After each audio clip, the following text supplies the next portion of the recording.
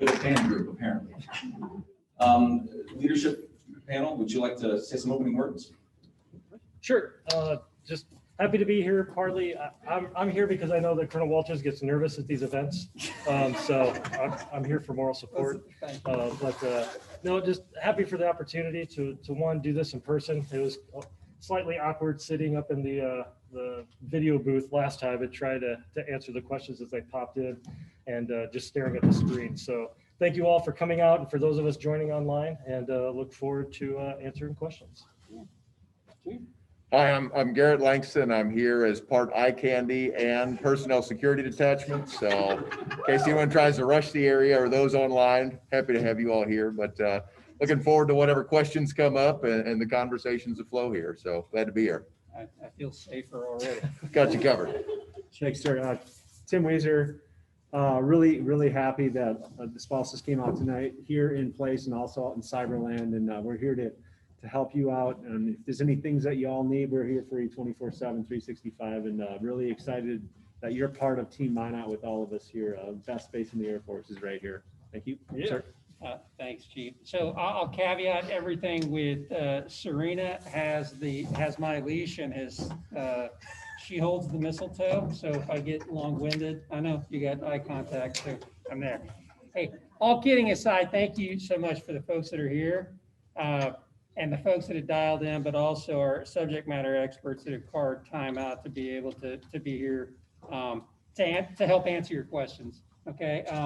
Really, the purpose is, having been where everyone's at here, I think it's important to make sure that Colonel Minot and I and our command teams ensure that all of our spouses have a voice, right? This is a team effort. And I know that sounds cliche, but one of the things that I try to hold myself to is just being genuine, being me. And I know Chris is the same way. What you see is what you get. And part of that is making sure that Carrie and I having experienced our own challenges with different PCSs over the last 23 years, whether you're talking children, schools, PCS, lost furniture, the housing problems, CDC, you name it, making sure that now that we're in a position to try and change things, to be able to make sure that we're changing things for the better. And part of that is making sure that there's a line of communication and that spouses and our families feel like they have a voice. All right, that's extremely important to me, and I know it is with Chris and Tanya and the Langstons and Chief Weiser and Tricia. It's important because I really want to make sure that we do as good a job as we can of making this a home versus just an assignment. That's a big deal to me because it's our home too. And there's no reason that this can't be. I know that people come here because Carrie and I experienced the same thing. This is where we wanted to come. This was our first choice. And I think it was yours too. I mean, commanding at the wing level is such a privilege anyway. And being a part of that command team is as well. But to be able to come here, we wanted to come here because of the close-knit aspect of it. The fact that it was remote and that you had to depend on one another. And I don't want to I don't want us to be a part of a disservice to that. I want to make sure that we better that. And I know that there's some things that we can work on. Transparency and authenticity are a big part of that. And I go into this, and Chris and I have talked about this, and Carrie and I have too, that I go into this with an assumption that everybody has reasonable expectations and are rational thinkers. All right, and by that I mean you have to know that there is a limit to the authority and the funding that Chris and I have. And so with that doesn't mean that we're not willing to try to change things for the better, but I look to y'all to help me prioritize, organize, and communicate where those changes need to occur and how best we can get the best bang for the buck that we have. And for me to be able to advocate for positive change. A big part of that is making sure that we're empathetic to the challenges associated with being in the Air Force and being at Minot. Those PCSs, the school, our children, okay? The housing issues. And so with that, I wanted to make sure that, after we launch this, and when we make our comments, we'll be able to, I've set up a panel of our subject matter experts to help answer those questions and help make this a better home for you and your families. With that, I appreciate the opportunity to do this. We're going to do more of this because I want to make sure that we foster that environment to where it's helpful and that you do feel like you have a voice. So, is that okay? Yep. Sure. Okay, gotcha. We're wrap it up. Wrap it up. Gotcha. All right, so I'm gonna leave the mics there just to project. So we're gonna have a few formal briefings from a few different groups here, and then we'll kick it over to live questions. For those in the room and for those on Zoom, you can go to the Slido website or the Slido app and search for event 78383. Again, that's 78383, and submit your questions anonymously live right now, and we'll ask them towards the end. So we'll get started first off with the Med Group. Ma'am, if you would come up here and introduce yourself, and we look forward to hearing from you. Okay, sure. Okay, so I am told that there are 2 mics there that I have to project to, but you all are out there. So if somebody can give me a thumbs up if I'm not okay, Zoom is working too? Okay, so I'm Colonel Lisa Bader. I am the Med Group Commander here. I have with me Lieutenant Colonel Tom Malley. He is the Public Health Emergency Officer, Public Health Officer. He has had a really busy year. And Lieutenant Colonel Troy Novak, he is my deputy, and he has helped to make certain that I don't go off the rails over the past year. That's a pretty good way to phrase it. So to start out with, I'm just going to talk a few things. One is COVID. Why are we still talking about it a year later? The vaccine, and then tell you a little bit about Genesis, which is a new healthcare record for all of us. So why are we still talking about COVID a year later? The short answer is it's here still a year later. The longer answer is there are some people on the installation and in the community who don't think COVID is a big deal.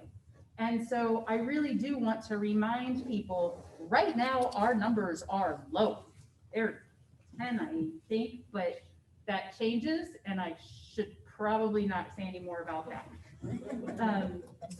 Thank you, Lisa. Any questions? They're low right now. They're low in the community right now. So why are we talking about it? We need to keep it low. The base for the entire year has had a gap that we have referred to as let's maintain the gap. The base community will be at K plus 100, and we on base will be at K being some random number. We have stayed between 2 to 2.5 times lower than the base community because we are doing a better job wearing these, staying 6 feet apart.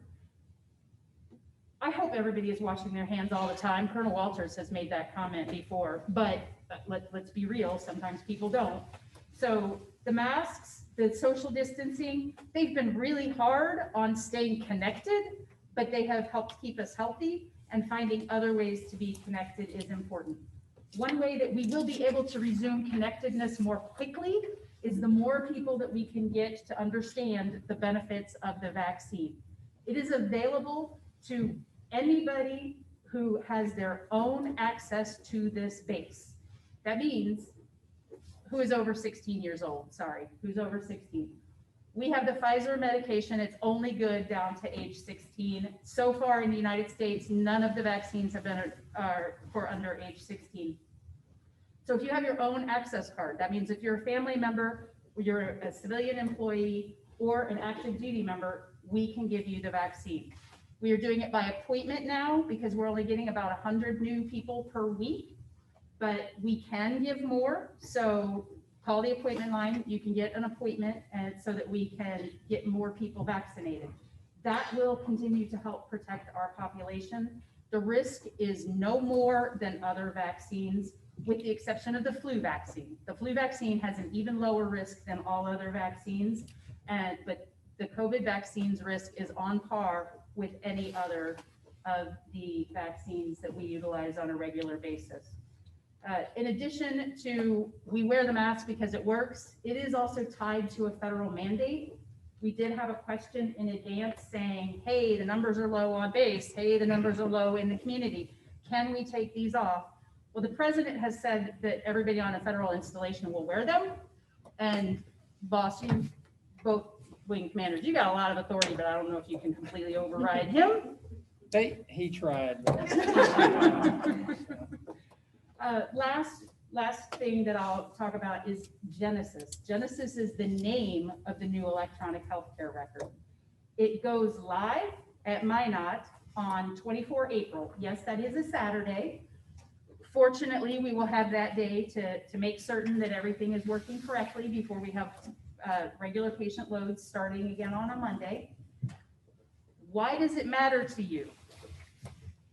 Think, for those of us in the room who remember working in an MS-DOS environment on a computer, or actually using BASIC to do something on a computer, and then the first time you got to a Windows platform, and even though it's in theory easier, it takes a lot of time to figure it out. That's what we're doing. So this system in the long run is going to be better for patient safety. It's going to be better for the medics in improving the documentation we do. It is going to be better for patients because the medical record will follow the active duty members to the VA. So it's going to be great from a lot of standpoints, but we are going to have some growing pains. We already have a little bit of reduced access because we are doing a lot of training now. The week before we go live, it'll get a little worse, and then it'll stay kind of difficult for about a month. So from mid-April to mid-May, if you can avoid having to refill a prescription during that time, get it filled earlier. If you can avoid routine medical care during that time, get it done earlier or later. If you're due in May and you know, I'm good till June, those are the kinds of things that matter.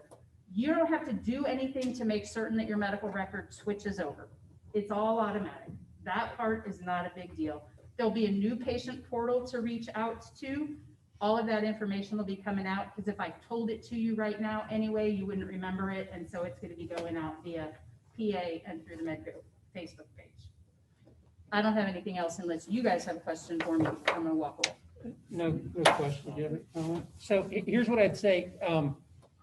I know eye contact. Got you. So we're, first and foremost, please understand, I'd love to be able to share numbers, Lisa. It's not right today. So I'd love to be able to share numbers, but I'm constrained by DoD policy to where we've got to be careful of that, right? Because it's not just you and our families and our active duty service members that are looking at the numbers. It's our adversaries, all right? And so what that equates to is mission impacting. And so that emboldens them. If they see that we are impacted by whatever, whether it be a global pandemic or a new threat to our systems, that emboldens them. And so that's why we don't share open numbers. But there are some things that we can share, or we can articulate it in a different way. And what I would say, and I know that y'all, because y'all were here, you're living it too, November and December, really October, November, and December, picture a small island in an ocean. And that ocean being the rest of North Dakota and us being that island. North Dakota, whether you realize it or not, North Dakota, Ward County, and the city of Minot had the highest per capita cases in the country and the highest per capita death rate in the country. In the world. In the world. And we didn't skip a beat, and that was because of people really following the mitigation protocols that we had in place, being safe, being mindful. But I'm not gonna lie, it was concerning during those months because not so much, I was never overly concerned about our mortality rate because of our demographic and we're relatively healthy. That wasn't, while it's always a concern, it wasn't the most concerning. What was most concerning is that all it takes is one person to pop positive and they can be asymptomatic be healthy and they not even show symptoms of being, of having the virus. But that one person can work in a shop of 20 people and take the entire shop down. And that shop could be defenders, it could be flyers, it could be maintainers, it could be us, and that's mission impactful. And that was a very real threat. And just like you've heard me say before, I see COVID just like I do any other adversary.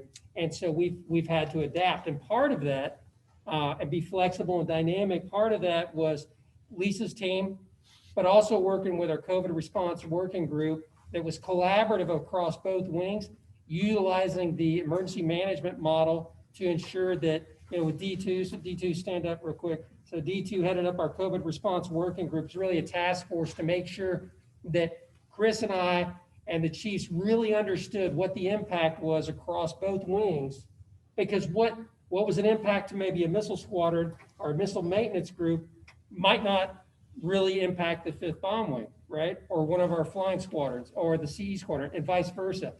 So it was good. We couldn't just do a one-size-fits-all answer. That would be the easy button. And the easy button was shut everything down, everybody wear masks, nobody show up to work, and the hard rudder right would be, let's not do anything and just weather the storm and cross our fingers and hope we're still able to execute the mission. And so a lot of hard work on a lot of people's part to be able to make sure that we were shooting as close down to the middle to where we were balancing physical health and mental resiliency. Okay, that was a really big part of me, because personally, I think we're going to see second and third order effects of this for years to come, especially with our children. Okay, Carrie and I were in Doha downrange when this hit, and I can speak from a personal level that it did impact our kids, and it still does, and they're starting to recover. So nobody here wants more than I to get back to normal, right? But part of that is going to be continuing to follow the protocols, wear masks, wash our hands, and just have a common sense approach to it and be considerate of one another, because even though you may be young and healthy, and even if you did pop positive with COVID and you're asymptomatic, you're a spreader. And others may not be so lucky. Also, I'm real sensitive about being coercive with the vaccine. It's not mandatory. And until it's mandatory, or if it ever becomes mandatory, I'm going to respect people's free agency about getting that vaccine. It's a very sensitive topic. It's your health and it's your family's health. And I know Chris and I we're very sensitive to the fact that that's people's personal decision. We're in good shape now, but that's really contingent upon us being responsible, making sure that our kids are responsible, and continuing to slowly open up on the restrictions and allow people to slowly get back to normal.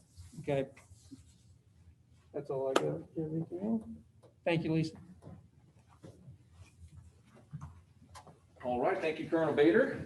Again, Slido app, SLIDO, event 78383, anonymous question asking. Next up, we have FSS with Ms. Tamar Selmayan.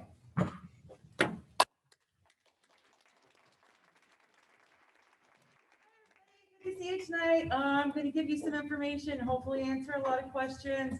Most importantly tonight, I hope you walk away from here being excited that you are a stakeholder in the cooperative that we like to call the FSS. Getting back to normal. So one of the first questions that was asked online before the event tonight was, what base events are planned for spring and summer? So next month we have the Famaganza hosted by the Child and Youth Programs. This summer we've got some big events because we are excited about getting back to normal too. So on the 2nd of July, we are going to have our Freedom Fest event. We are trying to go as big as we can. So expect some live music, family entertainment, things for people of all ages. We'll have food, we'll have drinks, and everybody bring out your lawn chairs and picnic stuff and enjoy fireworks with us, which if it's your first summer at North Dakota, please understand it doesn't get dark here very early, so plan on a late night. Then on the 17th of July, we have the FanCon, which is being coordinated through our awesome library. If you haven't been to our library, we've got the best library in the Air Force. and our new entertainment social center known as Escape. So the FanCon event, we're gonna try to get some food trucks to come on base. We're gonna try and get some vendors that sell comic book kind of stuff. And we're hoping to get some celebrity guests to come in and do a lot of things for the kids. We're gonna have go-karts come to have a superhero camp. So please be on the lookout for that and save your date on the 17th of July. Speaking of Escape, Escape is the entertainment social center. And just to clear any misnomers, it is open for all ages 18 and up, spouses included. So while you can't bring the kiddos in there, please use that as an opportunity for a really good date night. One of the things I like most in there is our movie theater, where we have state-of-the-art equipment and really cool chairs. And you can get your food and get some popcorn and just hang out. And while I can't tell you exactly what movies will be shown, the second and fourth Friday of every month, we will show a new release movie that's in the theaters at the same time, free of charge. You don't have to pay anything to come over and watch that. So my understanding is there's some DC comic movie coming out soon, and the 26th is the next Friday for good date night. Then on the 14th of August, we're going to have the Block Party and Car Show. That's usually hosted in the Rockers parking lot. We've got live music, and all the car enthusiasts in North Dakota come out to support us. And a little bit, not as high scale of events, but fun things to do this summer. Kids Night, Thursdays at Bistro. If you haven't been over there, it's $3, and the kids get a lot of food for $3. Kids Bowl free program. So you go online and you register, and your kids all the way to age 18 get 2 free games of bowling every day. If you register for the family package, it's somewhere around $25, and then mom and dad get 2 free games of bowling every day too. But to try and provide our families with the same kind of support that we did with the Entertainment Social Center, we now have version 1.0 of our Bowling Entertainment Center, and new Oculus headsets available at the bowling center, plus some arcade games. So if you haven't been over there recently, please go check it out.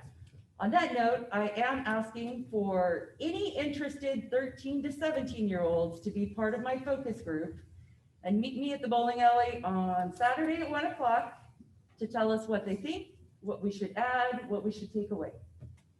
Yeah, and so it's more, so the bowling alley changed, so think Dave and Buster's, right? Does everybody know what Dave and Buster's is? That's what we're trying to get to. And I know Mike's been working hard, and I don't mean to steal your thunder, but this is one of those soft launches to where I'm willing to spend the money, but that soft launch is to see how much interest we get in it, okay? And if we get interest in it, for you and the kids and our airmen, then I'll continue to funnel money into that to make it what it can be. And so, because right now we have, how many lanes do we have, Mike? 24. At any given time, there's probably at max 6 or 7 being used, right? So there's space that's going unused that I can better utilize. But part of this is that feedback, letting me know what y'all want and where to be able to use those funds. Sorry. You're fine, sir. Interrupt anytime you'd like. And then we have the summer reading program, which kicks off on June 12th. So if you want to keep the kids engaged over the summer and make sure they do not lapse in their reading skills, that is a good way to do it. The library always does really great prizes, and it's not just for kids. It's for all age demographics. So again, we have the best library in the Air Force. If you haven't been to Arts and Crafts recently, I'll get into this a little bit more, but they've made some significant changes, and they are looking to host some kids camps this summer and do specific kind of crafting. They're looking at epoxy classes, painting, drawing, all kinds of cool stuff. So be on the lookout for those things. And then outdoor rec rentals. If you don't want to hang out on base and you're just ready to get out in the warm weather, the best news is that there's no COVID jail for any of our equipment this year. So please stop by, rent a camper, a boat, a tent, maybe some fishing poles, and get out and see all the cool stuff that we have to do in North Dakota. And then we have, every Tuesday, the library is going to be hosting a game day, and they're going to have a camp for kids, which starts on the 16th of June, to teach them how to make their own board games And at the end, it'll culminate with a competition to see who built the best board game. So I'm sure there's plenty of things I did not cover. So if you don't already, please follow us on Facebook. All of our facilities have pages and we have the FSS page, or follow us on Instagram. Our website is fifthforcesupport.com, where we've got all kinds of information in there, including hours of operation that we get asked a lot, and the menus for all of our food facilities. You can sign up in that website to get MailChimp, where they'll send you email notifications of things going on. Or if your active duty spouse hasn't shared it with you, every week I send out an email that I'm sure everybody reads, called the What's Up Minot email, that tells you all the stuff that's coming in the near I future. do. I thank you, sir. I appreciate that. I know that was a veiled. It doesn't get forwarded. That's the problem. Bring it home. Way to Send go, it to your Chief. wife, sir. Way to go, Chief. All right, the second. Okay, then you're good. The second question is, why are dinner options on base so limited, especially on Sundays? So this is a little bit of a misnomer, and I think that maybe it's just a matter of people not knowing what's available. Well, I cannot answer for AP's food facilities. I can tell you that FSS has food options available for you Monday through Thursday from 6 a.m. to 1 a.m., Fridays from 6 a.m. to 2 a.m., Saturdays from 7:30 a.m. to 2 a.m., Sundays from 7:30 a.m. to 6 p.m., and then again from 10 p.m. to 1 a.m. And all those options include our dining facility, which families are welcome to eat at, the Flightline Kitchen, which again, families are welcome to eat at, Bistro, Brew, Rockers, Kelly's Place, and food truck. We only have one food truck right now, so I'll get into the food truck here in a minute too. So food trucks. One of the questions was, last summer, the ice cream truck on base was very successful, and I know there is a food truck that also goes to the dorms for off-hour meals. Is the base considering expanding this to a larger scale and having a food truck day weekly during the summer or fall that would be targeted to everyone? So we have reached out to 47 food trucks. One food truck showed any interest, and that is Al's Quickie Burgers, and he is on base on Fridays and Saturday nights. AP's does just, I think that everybody, it's important you guys understand the why behind things. So AP's gets first right of refusal, and we have to coordinate with them to make sure we are not duplicating their business efforts. Where's Al's food truck? And where Burger do they- King parking lot, Burger King parking lot from what time to what time? and he is there on Friday nights from 10 p.m. to 2 a.m. Okay. We are reaching out again. We know that a lot of those food trucks, maybe part of it was COVID related, so we are reaching out to all of the food trucks that we can find and asking again. We are really hoping to have food truck courts in different areas, especially when we have big events. So I can promise that we'll try, but I cannot promise that we'll get the results we want. One of the big pieces of feedback that we got is that we just don't have the population to support the revenue that these food trucks need to continue their operations. And that's probably one of the reasons that you see limited hours in the AP's food facilities as well. They have corporate decision-making, and the hours, we just don't have the customers to sustain those hours. So we are listening to you, and we do want to be available, but when nobody comes to eat on Sundays, it's hard for us to justify keeping the doors open on Sundays.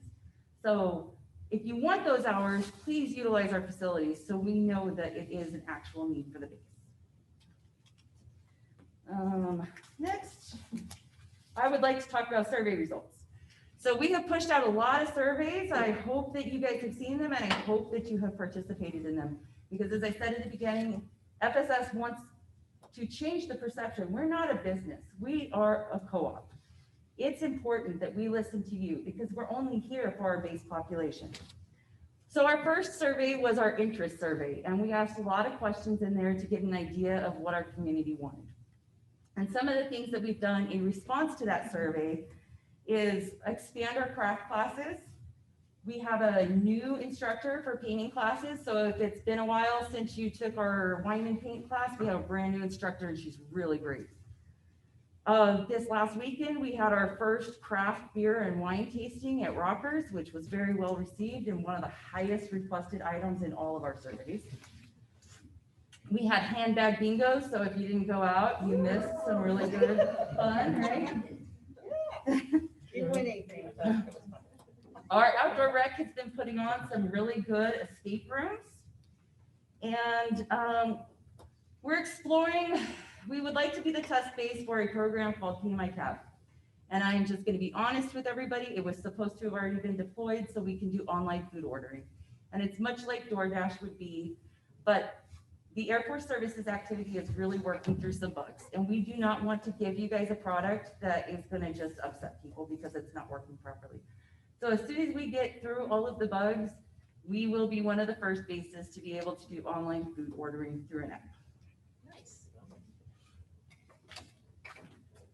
So the next survey that we sent out was for our bowling center. We wanted to see what things our community wanted at our bowling center.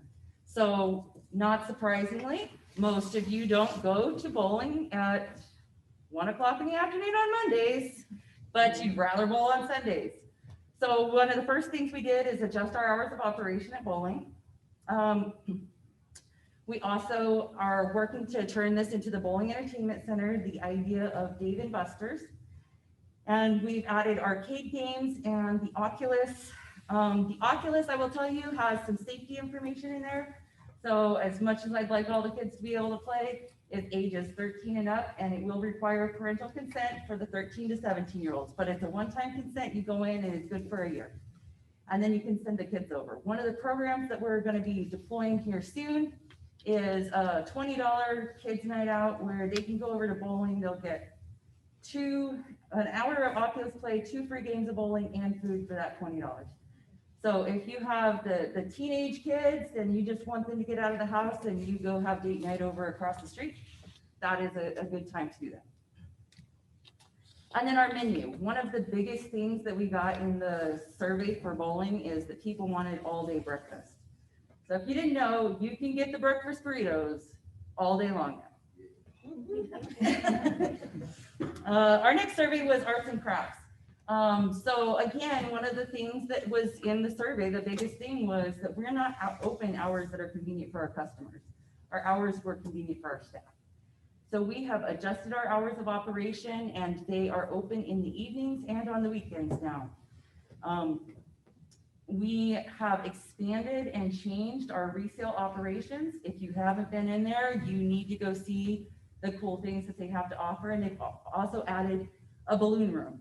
So for all those birthday parties, you don't have to go down to Party City anymore. Just come over to Arts and Crafts and we've got you covered.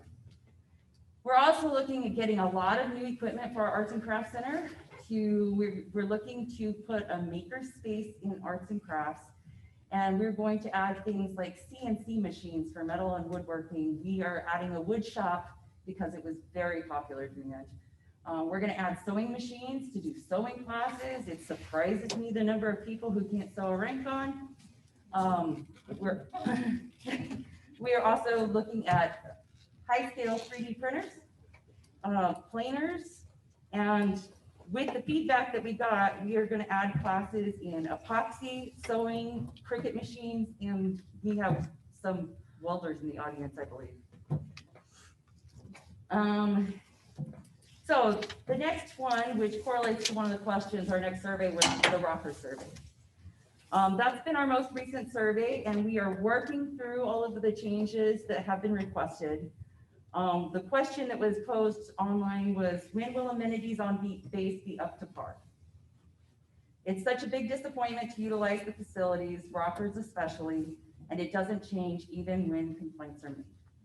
So I just want to assure everybody, we have heard your voices, but some of the changes that have been requested are going to take some time. We are sourcing new places to get our wings to make our prices better.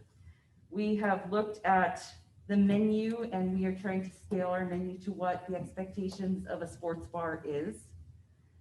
We have tried to look at the programming, and we're going to remove programs that people that are very underutilized, but keep the ones that are popular that people ask for. Bring comedy night, dueling pianos. We will keep karaoke night and look at all the other things that we offer in there. So our next survey that's going to be going out is on employment. So how many of you work? How many of you work for FSS?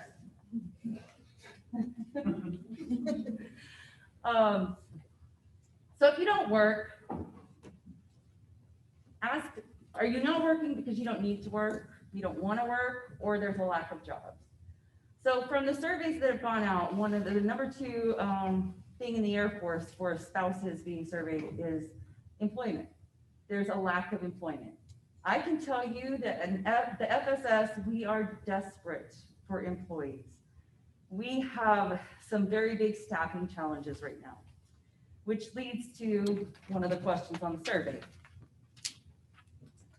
Why are so many entities on base consistently understaffed? Commissary, base pools, BX, food court, CDC, youth center, Rockers, Bombers Bistro. This is simply not due to PCS. It has been done to keep, what is being done to get and keep employees in essential positions. So we are really trying to do things outside of the box. One of our biggest needs for employees right now is lifeguards. If you weren't aware, we had to close the indoor pool because we have a big fat 0 lifeguards. The assistant manager of outdoor rec, we are sending her this month to go get certified to be able to teach lifeguard certification courses. If you apply for a job with us, we will give you your certification to be a lifeguard completely free as part of your employment. In the past, you would have to pay $300 to get your certification before you qualified for the job.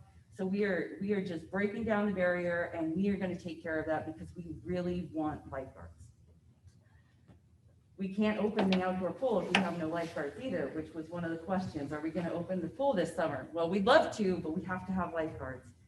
And to be frank, nobody is applying for the jobs. It's not that we're not hiring, there's just no applicants right now. And so some of the areas that we've got big challenges that we're looking for people to apply for jobs is our lifeguards, bartenders, cashiers, food service workers, cooks, housekeepers, and childcare workers. In every one of these areas, we are critically low. I don't know how many people are aware of this, but if you work in our childcare centers, you automatically bump up to the very highest priority to get your kids in childcare. So that is a perk of the job. If you work full-time in any of the other FSS facilities, it gives you a higher priority. Not the highest, but a higher priority, being full-time employed as a spouse. So in order for us to continue to have the services that we have on this base, we have to have people fill these jobs. So if you know anybody who's looking for a job, please send them our way. And we are more than welcome, more than happy to sit down with them and help them through the resume process. Hey, Tamar, if I can, real quick, are there any, so I want to take a pause and see if there's any questions right now for the folks that showed up here, or that we've got any questions, to be able to take advantage of that real quick. I don't want to cut you off, but we're running out of time, and I want to make sure that we have an opportunity to get questions. Yes, sir. We actually got 2 in on Slido. One was about the base pool. You just answered that. If we get lifeguards, we're good to go, right? And then the second one was, will there be, or is there planned a base-wide Easter event? At the moment, no. Okay. But can there be? I did get an email that I have to answer tomorrow with an airman who reached out who would like to partnership and plan. So More to follow. Okay. more. Copy. Are there any questions in the room? Yes, ma'am, please. Yes, my name is Chelsea Cardinal, and I had the pleasure of meeting with you last week. One of the things that you mentioned was jobs and making sure that there's a barrier. My understanding is that there's a barrier on USA jobs, not only time-wise from getting people to apply to hire, but also with the resume. So awesome, and can help people build a resume and start with that. Is there a way on the USA Jobs website to put a link to like maybe a template to to, So I did get your question in email. We have a meeting with the Air Force Services Activity on the 24th, and that's one of the things that we are addressing in our meeting with them. I just think it might be, make it easier. We are definitely looking for ways that we can make the application process easier. Yeah, we were just talking, that's a great idea, because a lot of these sites I know aren't user friendly. A lot of the sites that I go to, I mean, I'll be honest, I asked my execs if they could help me out because I don't know how to do it. So thank God they're there. What else you got? Yes, ma'am. In regards to the lifeguard position, minimum age is 18? 16. Okay, thank you. I have a daughter that's like 18. Perfect. Send her my way. What else? Anybody in here? Yeah, Nuke, go ahead. All right, good. It says, even though there are places to eat at night, that doesn't acknowledge the DUI count. Airmen need fast food options late in the evening. 2 words, Panda Express. Mikey? Petition we can sign for that? So we have to go through Air Force Services Activity for any large franchise operations. They had looked at Minot as an option for a PF Chains, which would be further down the road, several years. But we were on a call with them in January, and most of the companies that they had reached out to add franchises to Kona spaces, really just COVID hit everybody hard, and they can't expand right now. So that project to bring a franchise type restaurant is on hold until these companies are able to get back on their feet.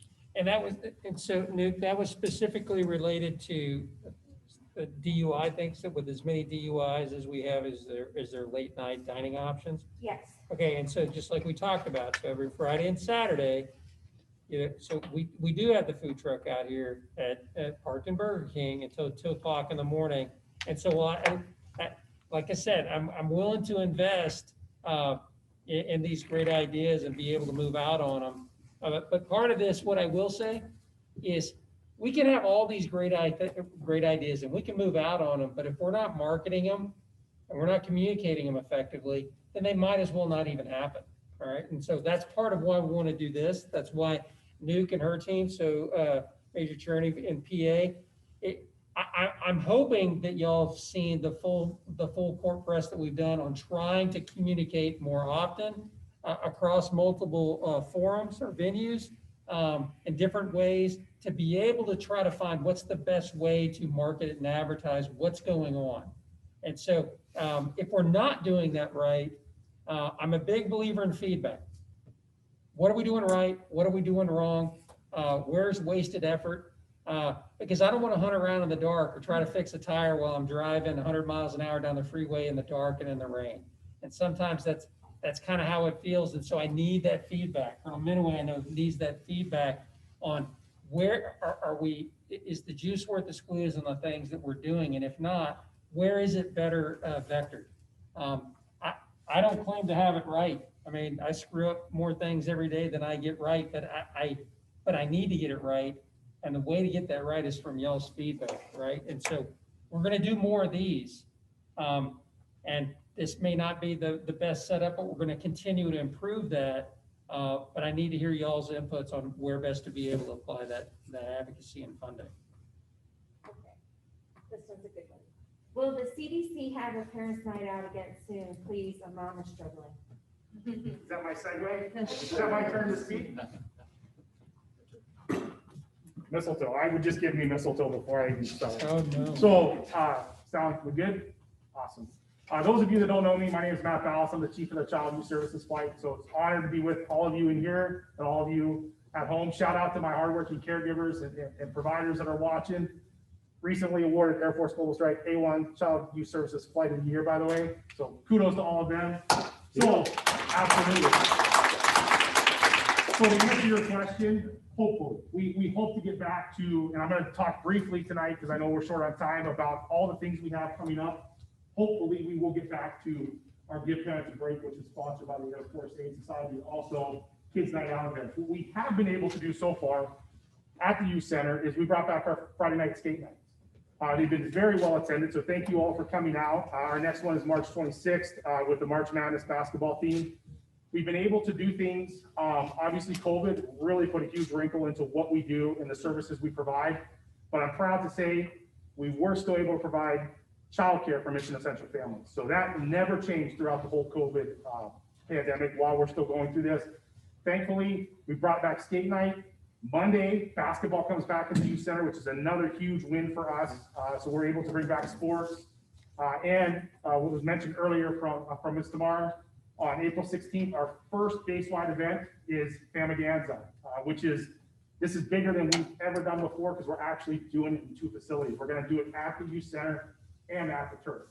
Think of it like a carnival. We're going to have clowns. We're going to have face painting. We're going to have games. We're going to have food, all these awesome things. So we're really excited to be able to bring back youth programs pretty much how we were pre-pandemic. Also tonight, I want to briefly talk about, I should say real quick, I oversee child and youth education services, youth programs, CDC, and family child care. So I'm just going to give real brief points about each of them tonight. Schools, busing ends April 1st. I repeat, on-base busing is done April 1st for our elementary and middle schools. Please make sure you have a plan. Shout out to Miss Michelle and the Yellowfin team this year. They've done an awesome job. I've been around this contract for 10 years. Best year I've seen for busing. So make sure you're ready for that. Kindergarten registration is ongoing. So those of you that have kinders that will start in August, it's ongoing. You just need to go to the Minot Public School webpage, click on enrollment, and they'll walk you through the whole enrollment process. Those of you that are PCSing, please make sure you tell your schools. It benefits them when they're looking at numbers. It also helps your child because then they can transfer records and make sure everything gets to your next location. Right now, there's currently an on-base school board position open. Requirement is you live on base and you cannot be an officer. More information on anything school related, I encourage you to contact Raquel, our school liaison. 1447 is her phone number. She's fantastic and she can help you through any of your school challenges. And real quick, there's a question about masks. One of the things, obviously, our schools are run by Minot Public Schools. We have an agreement. Minot Public Schools, all 3 of our schools fall under that district, even though we have a separate base district. Even with downtown, even if they do pull the mask mandate, we will still follow out here all of the federal mandates when it comes to mask wearing and any other COVID guidelines. Colonel Malley, who's here tonight, and Raquel both sit on the Minot Public Schools Reintegration Committee. They meet frequently talking about COVID guidelines, COVID mandates. I am happy to report right now, Minot Public Schools, for those of you with older children, are planning to do in-person prom and in-person graduation. That's the plan right now, obviously with some COVID guidelines, but good news, exciting stuff. So, any other questions? Okay. I might have one now. No, I'm joking. Go ahead. Go ahead. I homeschool Yes. currently. Yep. What kind of programs do we have for the kids who are homeschooled as far as our youth centers? Okay, so depending on the age, I mean, the homeschool children can be YP members. Also, we have a lot of homeschool families. You can do the sports program. You can do our teens meet on Friday nights in our Keystone. They're really rocking right now. They're doing some really awesome stuff. But basically, any program for homeschool can also participate in the youth programs. There's no restriction for that. Yeah, and our own daughter does Keystone and was raving about it. Was it weekend before last? So highly recommend, like, whatever we can do to continue to advertise that. It was really cool to watch. And yeah, I question whether or not to go too personal, but this has been a great opportunity to watch her come out of her shell and really enjoy this space. Having been overseas before, we've all been there to where some of our children really prosper in a certain environment and some are have a more challenging time. And it's been really awesome to see that. I know I'll probably get in trouble when I get home for saying that, but I really do think we have a great opportunity here for our kids. And I will tell you this, that I know you and Lieutenant Colonel Weeks, this is the best team that I've worked with from a standpoint of FSS in 23 years. So don't get a big head, Mike, but or the entire team. I can promise you they're burning the midnight oil, and nobody's working harder than our FSS team to take care of the families. And I'm really proud of everything that they're doing. And we're trying to find the right combination. We're trying to make the sauce perfect, if you will, to make people feel at home, to include our kids, because I know that's a big deal. And I would also say our SLO, probably the best SLO that I've seen in 23 years. I mean, so dedicated and passionate about what she does, super proud. And then our housing advocate with Jen Ramos, again, don't get a big head, Jen. She is, to say that she's passionate about what she does is an understatement, and I'm glad to have her here. So I'm sorry, I mean, mistletoe. So just one other thing about the teams, April 30th, actually, we have a big team night at the youth center. We were really hoping to do a lock-in, but we're not quite there with COVID guidelines. But it'll be from 6 to 10:30, and we have everything. We have a really fun, our team coordinator, Brittany, is fantastic, and we have a really fun night planned. There'll be some education pieces with tutor.com and some other outside speakers, but those of you with teams definitely want to come check it out. And it's free for everybody on that night. You don't have to be a member for on April 30th. And a lot of our things in April, it's month of military child. So all of our activities, we'll be doing numerous events. We'll even get some of these folks up here on stage. They're going to come read to some kids and play some games. They don't know it yet, but we'll get on their calendar. And I promise you, those of you that have to play 9 square against your own teenagers, you're going to lose miserably like I do. So it'd be great that somebody else old like me is out there losing and fight a bunch of teenagers. So, okay, Child Development Center. Frequent question we get is availability. And I'll be honest with you, and Tamar touched on it, that all has to do with staffing. We've been able to kind of weather some COVID storms, some guidelines, but truly right now, for us to get back at full capacity, we need the staff to do it. And we're about 30% short of where we need to have the complete building, all 17 rooms at full capacity. The wait list, you need to go to militarychildcare.com, set up your profile. We do not determine the wait list. We do not determine your priority. The system and Air Force does. We follow those guidelines. If we have a spot available, we notify the system, and the system as quickly as possible will send out that notification to whoever is next on the list, and they have 48 hours to reply. Sometimes people decline, then that gets pushed out, another 48, but we truly try to fill spots, and we've been filling spots ever since September. But right now, it truly is, we need more staff. And go to USA Jobs, Youth Center is the same way. The more staff we have, the more programs we can do. Additionally, we have a family child care program, which is the largest in Air Force Global Strike, and it's a great subsidy to our Child Development Center. We have over 20 providers right now. We always can use more. If you want to become an FCC provider, contact Kelly or Alyssa 6662, and they can walk you through the process. One thing that Big Air Force is trying to do right now, we were on a call last week, they're trying to change the FCC licensing process to be a 15-day process. The really big push this year by Big Air Force to increase the capacity in family child care homes by about 30%. And in order to do that, they're looking at waiving some of the mandates. We haven't been given the go-ahead yet, but we think it's going to come soon. So we can always use more family child care providers. My name again is Matt, 4512. If you have any questions, call me anytime, and we'll try to help you out. Are there any questions in here real quick? No? Anything online? Hey, thanks, Matt. Awesome. Thank you. FSS have anything going on, like at all? Yeah, they're a little busy. We've got 2 more briefers here before we kick it over to some Slido questions. Next up, a man that needs no introduction. He's lovingly known as Mr. J, our community support coordinator, Mr. John Jasorski. I love it when they say my name right. This really makes my day. So I was thinking, what is there something that you guys need to know about me? In 2011, I decided to cash in my stripes to be a military spouse. My wife is active duty, and I thought, I served for 22 years, half of that almost as a single parent. I can do the military spouse thing. I was mistaken and wrong. And so there's a special place in my heart for our military spouses because I are one, okay? So I'm gonna list off a whole bunch of stuff, and what I want you guys to know is, our crack PA team did a great job. Everything I'm gonna talk about is under, if you go to the Team Minot app, go to You Matter. For those of you that don't know, and I wanna share this real quick, You Matter is our helping agency campaign. So that's my primary job is to build airman resilience, build community resilience, and I work with all the helping agencies on base. So FSS talks about all the services they provide to improve quality of life. I work with the people that are there to respond, to react, to help build your family resilience. Lot of good stuff going on.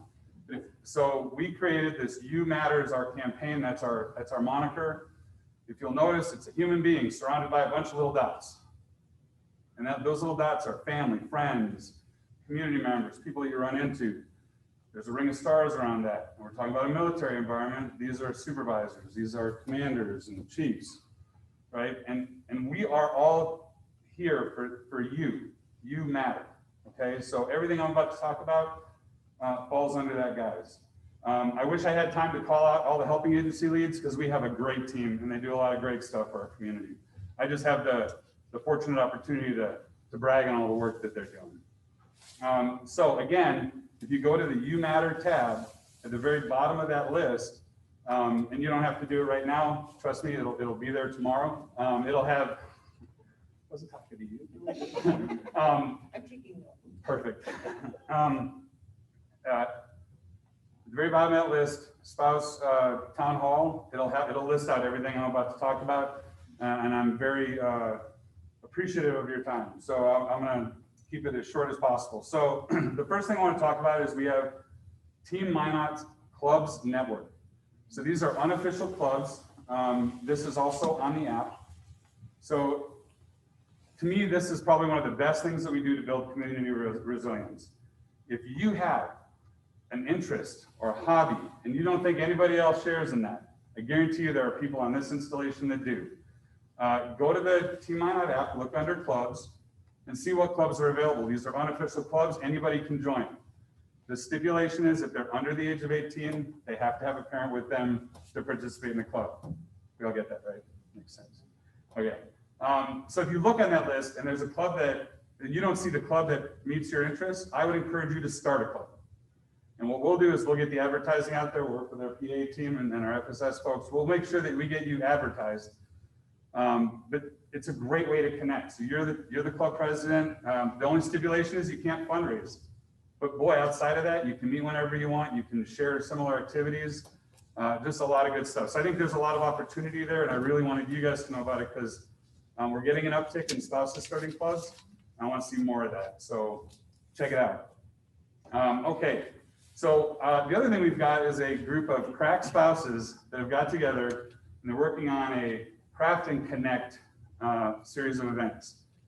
Those will be coming out soon, so we're going to get those out through our channels, but I wanted to make sure that you're aware of them. This is a great opportunity to come together, you know, think of the wine and paint, and we've got some great people working on it, so just keep your eyes out for that. So the list agencies, I'm not going to talk about everything. I'd encourage you to go look at the list because it's all there for you, but there's, you know, this is my page of stuff that we do for families. And I believe there's a misnomer out there that we don't do anything for families from a helping agency perspective. And I am here to crush that misnomer, all right? Okay, so we've got our True North folks. They have workshops that are open for active duty and family members. They do Financial Peace University, Love Languages, Emotional Intelligence 2.0. Those are open for spouses, for family members. They also do couples and family retreats out of the units. Welcome Center and Right Start briefings. I throw that out there because what I want to encourage you to encourage, you know, if your active duty spouse is a sponsor and you got somebody coming in, encourage those spouses to attend, to go to the Welcome Center to see what's available. Because like I said, there's just so much out there. Airman and Family Readiness Center, they got a spouse employment grant from AFA. So they have 13 grants for spouses to go and become certified nursing assistants. As of yesterday, yesterday was Wednesday, right? As of yesterday, 6 of those were already taken. They tend to go pretty fast. So if you know somebody who has an interest in becoming a nurse, CNA is a great way to start that path, great opportunity, and we have a grant. You can go to school for free to get that certification. Every Friday from 9 to 10 at Airman and Family Readiness Center, you can either go in person or via Zoom. They have a spouses corner where you can talk about current issues and what's going on with our Airman and Family staff. We do our quarterly spouses welcome. So here's the plug. The next one is on 14 April. 14 April, next spouses welcome. Check it out. They do home buying classes, bundles for babies. And then just make sure that they also have a Minot Eyes on Jobs. Check out the website, see what opportunities are available. Our health promotions folks focus on nutrition, exercise, and our health promotions person can meet with you to talk about body composition analysis, basic nutrition. Yeah, me too. Forget about it. I don't want to eat. Tobacco cessation and sleep optimization. This is my plug. Sleep hygiene is so important. If you're not getting good sleep, get some help because they'll change your life. Okay. We're all trying. Our library, and you heard before, we have the best library in the Department of Defense, probably in the whole United States. They do so many cool things, way more than just books, tons of resources. We align our efforts all the time. Education Center, if you're looking to further your education, there are grants or other things available, go check them out. Our Family Advocacy program. So this is my plug because I teach this class. If you are expecting, and I see somebody, you better hope that. Oh God, if I got that wrong,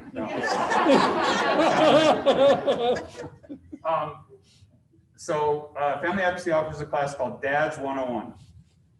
If you are expecting and you think that your spouse really needs to kind of understand what they're getting into, send them to family or call Family Advocacy. They'll get you signed up. I promise you, it's a 3-hour class on a Friday morning, and they'll walk away with a ton of information. It's one of the favorite things that I've done in my Air Force career.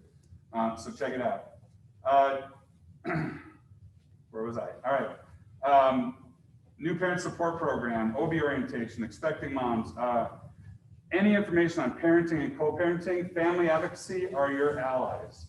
I think a lot of people sometimes see Family Advocacy as if I have to go to Family Advocacy, it means bad stuff has happened. Here's my word of advice. Go see Family Advocacy at the first ripple, and they'll get you plugged into resources so that it doesn't turn into that career implicating thing for the active duty member. So get help early, get help often, but Family Advocacy is there to help you. They also work with the NDSU Parent Extension Office. They offer a ton of classes, courses, seminars.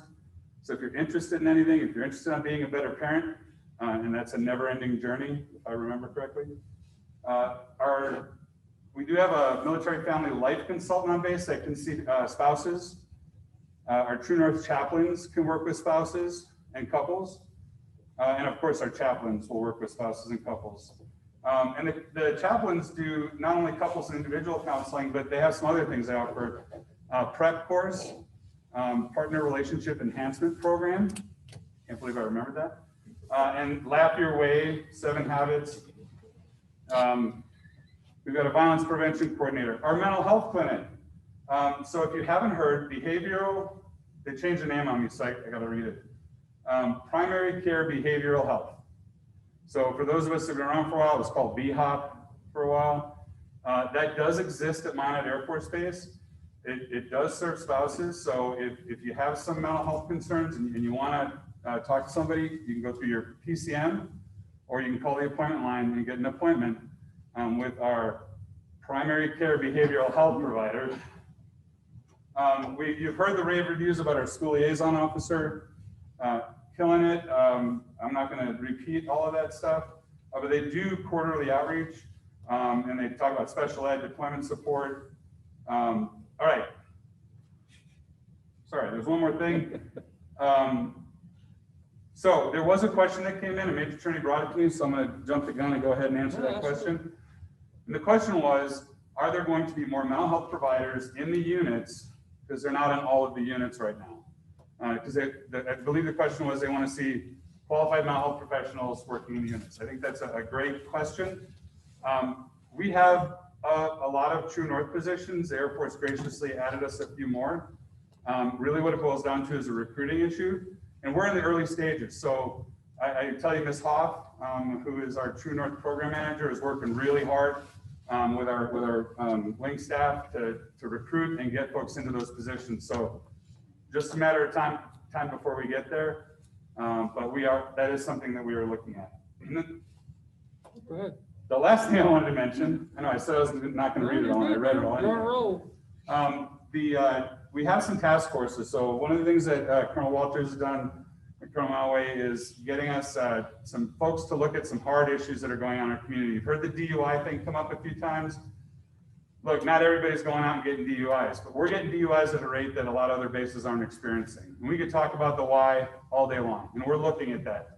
But we have a task force. A lot of the good stuff that you see the sign as you leave base, it says don't drink and drive. We have a brand new sign. It'll be coming out real soon, and it is way cooler, right?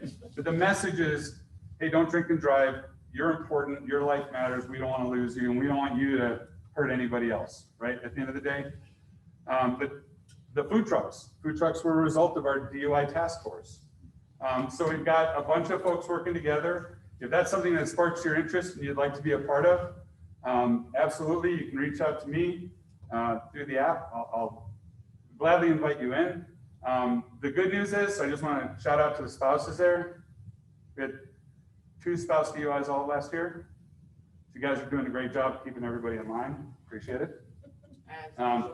As usual, absolutely. Is that the mistletoe or? Okay. We also have a domestic violence, harassment, and assault prevention task force. This is a relatively new task force that got stood up, led by Major O'Neill, our maintenance squadron commander, in concert with helping agencies, as well as community stakeholders. So if you're a spouse, you're interested, you feel like you have some good ideas of how we can get after domestic violence, harassment, and assault, let me know. We'll incorporate you into the team, because I think we miss the mark if we don't include our spouses on the work that we're doing. I failed to mention Colonel Leah Meyer is our task force lead for our DUI task force, so forgive me the minor step backwards. And the last thing I have, second to last, we're getting close. Diversity and Inclusion Task Force, Tech Sergeant Bernal Chester and Lieutenant Forrester are running that. So a big push, I think, in our society in general regarding diversity and inclusion. And we have a task force that's getting after that as well. Again, if there's interest, talk to me, and we'll find a way to use your gifts and skills. One more thing, nothing to do in Minot. I hear that all the time. If you go to www.visitminot.org, there's tons of stuff going on in Minot all the time. Here's what I will say. They do a taco truck festival every year. Really cool. If you've been to one in a big city, this ain't it. It's the same thing. It's a smaller version. I think expectation management is important, and for me, perspective is important. So it's not as big, it's not as cool, and there's not as many. It's cool that we have that, right? So go check it out. There's tons of stuff to do. It doesn't have to be all hunting and fishing, right? I think our community does a really good job of looking out for us. And with that, that's all I have on my list, sir. Thanks, John. I appreciate it. Does anybody have any questions?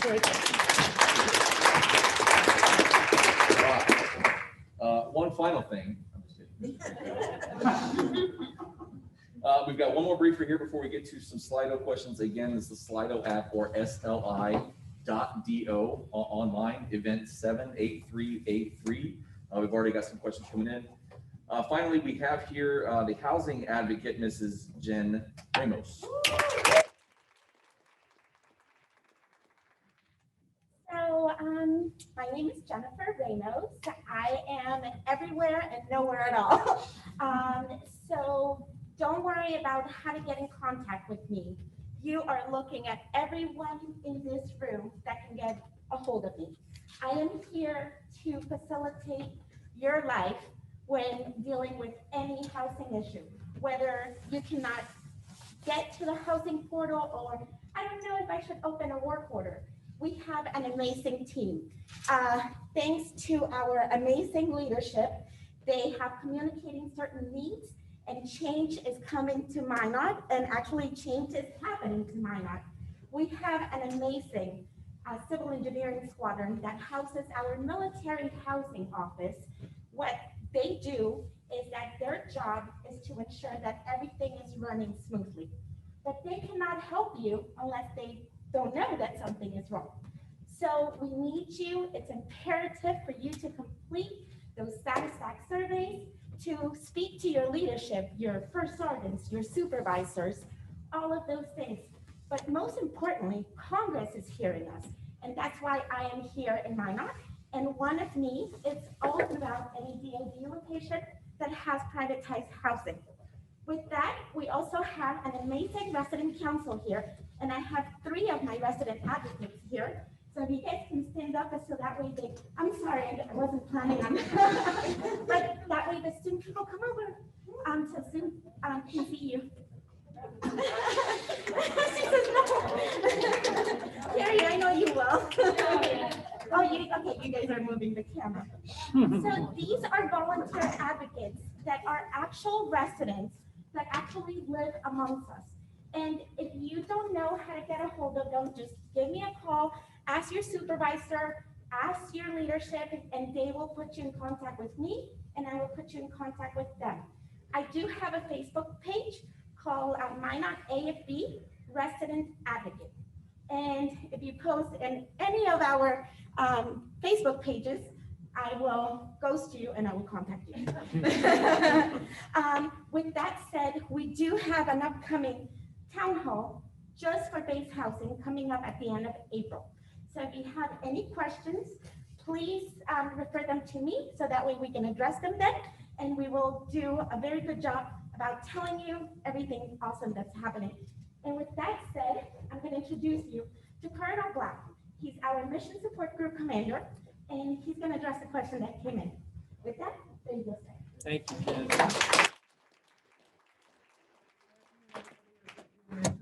Black Mission Support Group Commander here. I just wanted to kind of You follow need up to some- speak up. I need to speak up? You need to speak Okay, up. sorry. Stand close to the Stand mic. closer so to the we can thing? hear you. Okay. How copy now? Okay now? Everybody here all right? All right, great. So as Jen said, hey, we're trying to do a lot of efforts here to improve the quality of housing here. I think the question specifically was, hey, how do we ensure that we maintain habitable housing here with our partners at Balfour Beatty Corporation here for privatized housing? So obviously quality housing and a sense of community are, I believe, key components to ensuring our readiness and retention. And, you know, privatized housing, the goal has been and will continue to be to provide our members access to both safe, affordable, quality, and well-maintained housing. So sadly, over the past few years, there's been a series of articles highlighting some issues in some of our military housing, to include mold, was spurned on some Senate Armed Services Committee hearings and Inspector General survey identifying some of the problems, but happily they resulted in several areas, lines of effort for improvement. The first of which would be empowerment, and that would have been establishing the management housing office to have the services establish a common language lease, as well as provisions for dispute resolution, fair wear and tear, and also rent withholding to make it better communicate to all of our members when they come in. It's more of a common understanding. The management housing office, Rod Razzo and his team have a trifold and should have been provided to you in the lease agreement. So if you have any issues with EBC and you're not getting satisfaction, contact management housing and then have a common process for you to help resolve that. Also, we want to improve oversight. Again, this is a key component of that. The Air Force has provided resources and additional manpower per position, as well as 10 additional positions within the management housing office that will help to increase oversight, as well as tenant advocacy and education to help us better inform how to navigate this process for maintenance issues and other problems. So increased funding, that's good. Also, there's requirements for further integrate leadership. That includes myself. That's why I'm here addressing you tonight. I said report to the Air Force, as well as the installation commander here. That integration leadership includes a series of meetings, both the management housing office in partnership with the resident advocate, as well as BBC on a weekly basis to address ongoing issues involving maintenance, community improvements, and just general customer satisfaction. I have a monthly meeting myself, the team, where we cover all life health safety, emergency work orders, DAC rats, as you would believe it, is an issue. And we're going to start that DAC rat remediation here, starting up the first week of April. We relocated thousands of DAC rats this last season. It's a very successful hunting season, and we aim to exceed that this year. So those are the types of issues that we cover at our level, and then the ball series also involved on a quarterly basis, not only with our team, but also higher headquarters here for Civil Engineering Center to also address those issues. We've also tried to increase a little bit of additional leverage at the installation by the boss now having a say as a commander's evaluation on the quality of the care or the quality of the service that they're providing, as well as having a potential impact on their performance incentive fee. So now it can affect their bottom line and amount of profits if they're not doing their job as well. This information is communicated through a series of data element satisfaction surveys, as Jen had mentioned, to help communicate how well they're doing. So those surveys are critical for us to get good feedback from you on the quality of housing. So we just finished up the 2020 residential satisfaction survey. I don't quite have the results of those that we've actually improved in 2019. So they haven't been released yet. However, those will be coming out and we will be reviewing them. And those survey results are actually what are going to drive our efforts. So everything is actually coming from the Secretary of Defense, and we'll devise an action plan. So that way we can go ahead and increase funding to wherever the areas that are needed. That's great, Jen. And speaking of trying to get segue, in terms of our capital reinvestment and improvement budget for this year, we had about $14.8 million last year for various community improvements, to include a couple of playgrounds. They're also giving us some improvements in terms of some of the infrastructure, sump pumps, flooring, house, windows. Windows are on hold right now. We're going to start that back up when the weather warms up. But they have a good percentage of the budget still executed. They're about 12.8% executed on them to make sure that we get a good plan and make sure that all those housing residents are identified when the improvements are coming to them, and we better improve the communication of when they're going to show up on scene, so the doors can be open and you get in. And if not, just got to make sure we get your feedback and feedback. And we're extremely blessed here in Minot because we have very strong leadership, which is completely engaged. We also meet with the resident council continuously. So this is an ongoing effort, and you are a key component to making this place, like Colonel Walker says, a home. Because this is where our children sleep at night. This is where you guys leave us spouses sleeping while you guys do your magic out in the field and the toy. So this is something that is very important to the whole team. So with that, sir, thank you for all of your support to everyone here, even Colonel Blon and Mr. Elliott, and Colonel Black and the whole team. We are extremely fortunate to have a very strong team here. So with that said, are there any questions for us? No, ma'am. Okay. All right, thank you. Thank you. Comments from the table before we kick it over to questions? No, I don't think anybody's. Okay. Very good. All right, we've got a couple for amendment actions. Colonel Bader, you're on the hot seat. First one here is, actually just had a dental checkup today. Dental resuming normal operations. When might that happen? Cleanings, etc. Did you get a cleaning today? No, I just got a checkup. So we have started resuming cleanings for active duty in conjunction with the annual exam. However, the rooms are open again. The dental rooms are open again. It takes longer between exams to clean them. But the schoolhouse to train profi techs is currently at reduced capacity. So we're only at 50%, that's the bottom line. 50% of active duty members who are coming for their annual exam get a cleaning. Okay. And finally here, this is about Genesis. So I was told by a med tech to make a digital copy of my medical records before Genesis starts. How am I supposed to do that? And won't they transfer over? I'd love to find out who the med tech was who said that, because it's not necessary. Yeah, I thought too. However, if you want to do it, your first place to look is on the TRICARE portal. Your entire medical record is already there and you can save it yourself. If you look at it and you think something is missing, then the next step would be to contact TOPA in the med group and they can help with that. It's not necessary though, as long as it is in Alta, that's the old system, it will transition in. We are not the first base to do this, we know it works. But if you do want one, TRICARE portal is the way to get it. Thanks. Okay. Next one here, I believe is FSS. They're asking for batting cages at the turf. I'm all for it. Again, so the quick answer to batting cages at the turf is we have limited resources and we want to use our resources to get the bestest for the mostest. That's our goal. We haven't had a lot of feedback asking, we had onesies and twosies on things like a skate park or batting cages. But our resources are better used to reach the majority and make sure that we provide the services for the majority of people.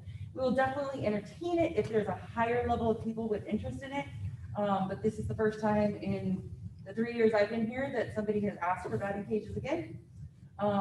We did have batting cages in the past and they cost a lot of money to maintain and they were not heavily used. So, Tamara, so if this person that's asking for it wants to gather a group and essentially do a petition to have batting cages, so where do they go to do that? Or for any good idea? I will tell you, for any good idea you have, you are welcome to call my cell phone number. It is 701-389-0692. I'll give it to you one more time. I can't believe you just did that. You can ask. I will sit down and have a conversation with anybody because I think that our community is better if we all have a say in it. And we in FSS, we're not the land of good ideas. We try to do our best to meet our community needs, and it only works if our community comes and tells us what they need. Is there a standard feedback loop, either you or Mike can tell us about to where they can do that? What is that? So we also have the ICE, the interactive comment card system. ICE, most of the time people are giving us negatives, but you can give us any information in there.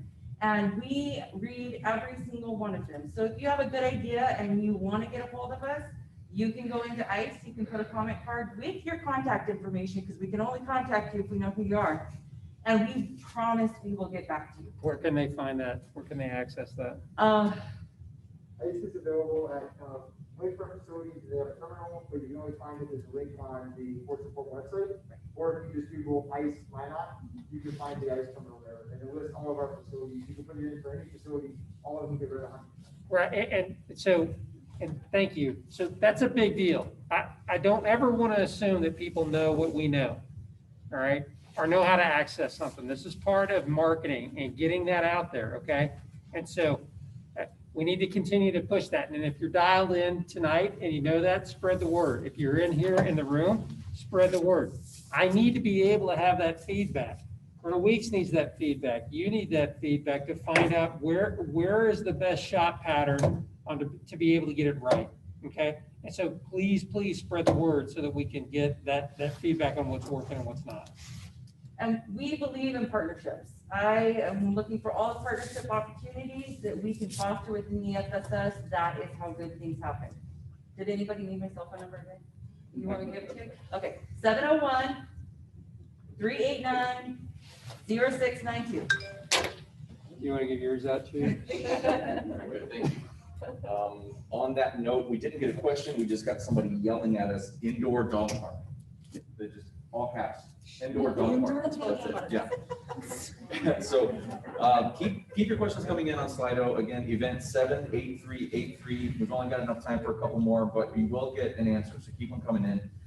This one here. So real quick, Sure. Yes, sir. I don't know about the indoor dog park, but we are working on more. I talked to Mr. Elliott the other day because I'd met a lady when I was walking my dog the other day over at the TLFs and had my hat on and hadn't shaved, so she didn't know me from Adam. And we started talking and she's like, "We thought about a dog park." And I was like, "Actually, I have," because when Carrie and I were at the Army War College up in Pennsylvania, that was like a social hub to where everybody would go spouses, dependents and active duty service members, all the time throughout the year, even when it was colder weather. And it's interesting how little things like that you wouldn't think would catch on really caught on. And so I can remember walking to class and you'd have 20, 25 dependents, spouses out there. And that was like their morning social hour while their dogs were out running around. And so I'm really looking hard at that. And I say this, and I'm probably going to make people twinge. That's a relatively small investment. I can feel Paul rubbing his forehead and his nose right now. Relatively small investment for a huge return.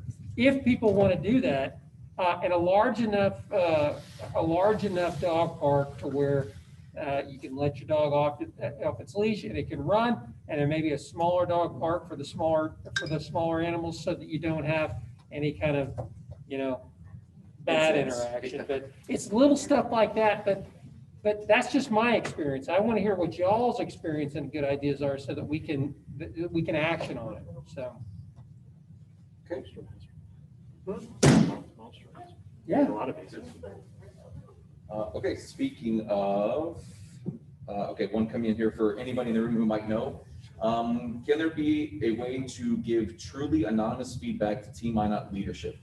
This has successfully been done at FE Warren with a QR code linked to a Survey Monkey that will go directly to their missile wing based leadership. Yeah. What's the program that we just got? Slido. Slido. Yes. And so that's completely available to be able to do that, right? Yes, sir. Okay, so how do people access it? What do they need to do? Sorry, Nuke is the Slido expert so far. I don't know if I'm the expert. LT is the expert. No, the Slido, we will be having an Ask Team Minot event, kind of like what you had tonight. It'll stay open. We owe the community a product to show how to use that, and that will be the avenue that we're going to be moving towards. The website, you'll still be able to email us and Ask Team Minot, but we believe that Slido is just going to be a more modern way to get your questions across. It's easy to use. It's easy for us to check. And once we answer that question, it'll be available. That was one of those things that I was willing to invest in, because ICE is great, but I don't think a lot of people take advantage of it. They want something that for whatever reason, they weren't using it for whatever reason. But I'm willing to invest the money in a Survey Monkey or Slido, and I don't want people to think that their feedback is being filtered by any means. I've put out the ROE, the rules of engagement, with my team, that feedback is not to be filtered at all, because it defeats the purpose. Right? I need to know what's going on, and not just the good stuff. Right? I refuse to surround myself with folks that are just going to give me the good news, and I know you feel the same way. Because what good does that do? It doesn't do us any good. So we're going to unpack the Slido thing. I'll make sure the PA team gets that message out, and so that it's clearly articulated how to be able to access it, how to be able to use it, how to be able to find it. Okay? Yes, sir. And I'll just add on, this was our first time using Slido. So this was one of the events, and then we used to have the all-call. That was a way for us to test it, just to make sure that it was a good system to use. We're still getting questions. We'll answer those. We'll get back to you. We're just running out of time for tonight. So thank you so much. Yeah. We'll get that product out. And I appreciate it. I know we're running long, and it wasn't me. I mean, it was a little bit. I know, I see your watch. It's a really nice watch. So before we close out, and we'll continue, so if people still have questions on Slido, that are zoomed in, please keep them coming. I will carve time out to get an answer to you. If it doesn't come from me or Colonel Minoway, we'll make sure that the SMEs get those, and that we get the answer back to you. But before we close out, is there any questions here in the room for the folks that showed up? Or are there any comments from our SMEs?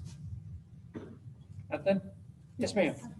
So we're engaged. We're here. So those of us are here and also on Zoom. What are some, like, the top 3 action items that we can do to support all the amazing things that are happening and opening up in our day? Keep talking. What do you got? What do y'all have? I think it's getting involved like you guys are now. What's that? Help get the word out. Help get the word out from my awesome spouse here. So. Well, and I'm glad you asked that. Look, and I actually wrote that down. What can you do to help me? One, just you don't understand that I've got a team of people that I promise you have my word, are working themselves to the nubbins to be able to get folks what they want, what they need to make this their home. I promise you, and they're impassioned over it. We got to be able to do the basics. We have to be able to get that right. Where do we sleep? Where do our kids go to school? Where do they play? Where we do our recreation and spend our downtime? What is our quality like? We got to be able to do the ordinary extraordinarily, and we have to be able to do that. So what I would ask y'all is, like I was just, what I've been saying is, please provide that feedback. All right, and it's not, and if you're not comfortable giving Colonel Minoway or the chiefs the feedback, I know for a fact that Carrie and Tanya, Tricia and Serena are heavily engaged, and we spent half my time, and I think I speak for Chris too. Half my job is providing mission-ready forces for combatant commanders, and I really genuinely feel that the other half of my job is making sure that we're taking care of families. And we're doing it right, and that we're engaged with our spousal units to make sure that y'all are comfortable communicating with them. And it gets to me, I promise you. I promise you. Carrie will tell you, and I'm sure Tanya would tell you the same thing. As soon as I come in the door, I don't even get my backpack off my arm, and it's like, I need to talk to you about these 5 things, right? And I know Mulch is the same way with you, Meg, right? I know. So I'm trying to establish that network and that communication to where that you feel like you're heard, that you have a voice, because there's nothing worse than feeling helpless. I don't want folks to feel like you're in prison. And Minot is an interesting place. It's an interesting place with unique challenges, but with really unique opportunities. And I know that sounds cliche, but it's true. Chief and I have talked about it. We talked about it. This place is a lot like a remote tour sometimes, like a Kunsan or a deployment. And what we've experienced from the active duty side of the house is when you do a deployment, you build that cohesion with your team because you have to rely and depend on one another. And you have to foster that trust and faith in one another, because if it's not them, then who else? I really feel that way about Minot. Regardless of whether we're talking the Warbirds or the Rough Riders, we're all in this together. I mean, I really do believe that. And none of the mission works if our dependents and our spouses are miserable. I mean, it just doesn't. And at the end of the day, like I say, with our airmen, it's not about the uniform. It's not about the rank. It's about being a decent human being. And I feel like, collectively we can do that better. So talking to others, the folks that aren't dialed in, the folks that aren't here, the folks that maybe have lost faith, not necessarily in Chris and I or the Chiefs, but just in the Air Force in general, because they've had a bad go of it. We've all had those experiences, but give us a chance to be able to renew that faith and that trust and talk to them and say, look, I kind of believe him. Let's give him a chance. But help me fail faster. Okay. I'm going to screw things up. Chris is going to screw things up. Not as much as me, but he'll still screw things up. But help spread the word. I don't want, the task force inclusion is another part of it. I want and need dependents involvement in our task forces. All right. We have problems here. Okay. I see things that would blow your mind, and I know Chris does too, the challenges that we face here. DUIs, substance abuse, domestic violence, sexual assault, harassment, discrimination, stuff that doesn't just impact our active duty service members, it impacts our family here at Minot. And that's not okay. But y'all's involvement and so I think about the young 19-year-old airman who's got the 18 or 19-year-old spouse with a brand new baby that doesn't know that like we have avenues to be able to take care, and we still face problems in the positions that we're in. I can't imagine, well, I can because I see it, these young kids that come in, their spouses have no idea what the Air Force is about. They've got a 2-month-old child on their hip, and they've got a house that the water heater breaks, or they don't know anything about school system, or they don't know about COVID, or they don't have a support network. That's where you can help me is draw them out.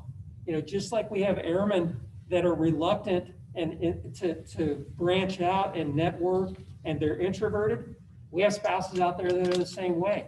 That's what scares me, is who are we not getting to, right? Who are we not getting into that hard candy shell and talking to about discrimination or depression or any kind of, or mental resiliency or COVID? That's what I lose sleep over. That's what I lose sleep over. Who are we not getting to? I promise you that I'll work myself into the ground trying to figure out what right looks like here. But that's where you can help me is don't suffer in silence. And I'll spend the money. I'll spend all of our money. And then